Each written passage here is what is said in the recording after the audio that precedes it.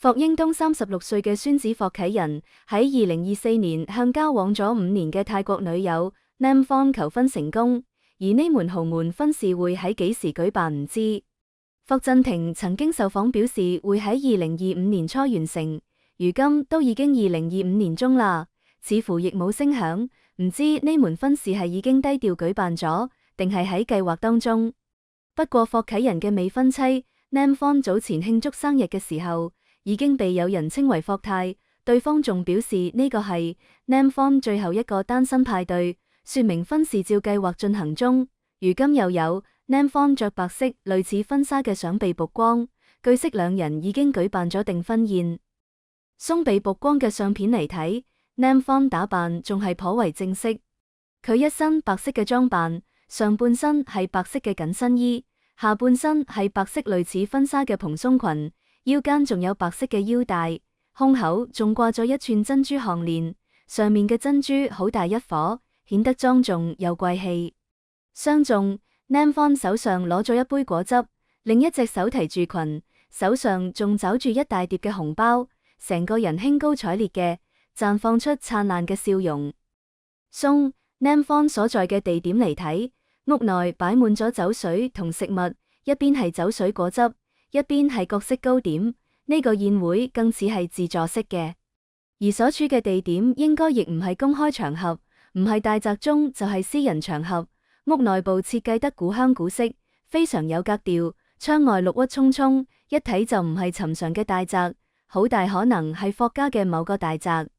從現場佈局以及 Nam Phong 嘅打扮嚟睇，顯然呢個就係一個具有儀式感嘅宴會，尤其係 Nam Phong 嘅穿着莊重得體，好似着咗婚紗一樣。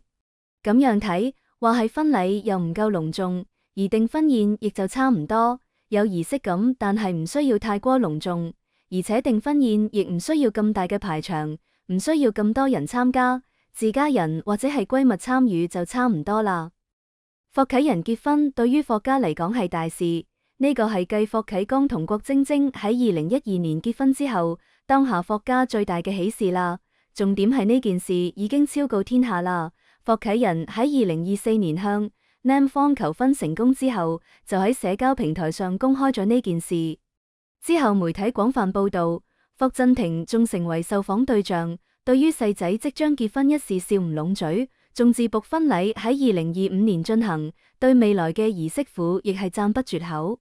所以呢門喜事就咁被宣揚開嚟啦。咁講，霍家亦唔可能悶聲唔響將婚禮俾辦咗，顯然婚禮仲未進行，到係訂婚可以低調進行。霍啟仁喺向 Nam Phong 求婚之前，兩人已經穩定交往咗5年嘅時間。如果算係對兩人嘅情感嘅考驗，彼此家人嘅觀察，呢個時間亦足夠啦。咁走向婚姻殿堂亦係遲早嘅事。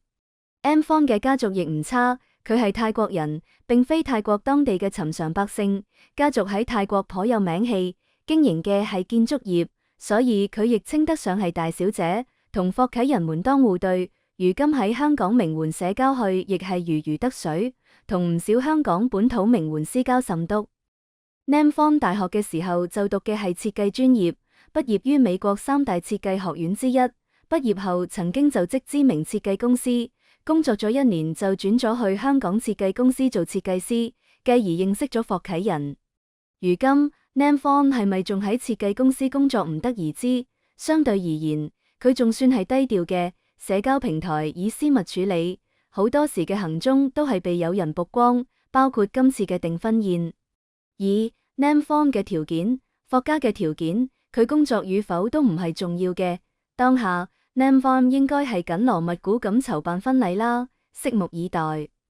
霍英東現年36歲嘅孫子霍啟仁喺2024年上半年向當時交往咗5年嘅泰國女友 Nam Phong 求婚成功，成為全城熱話。不過個豪門婚事嘅後續一直都冇好大嘅進展。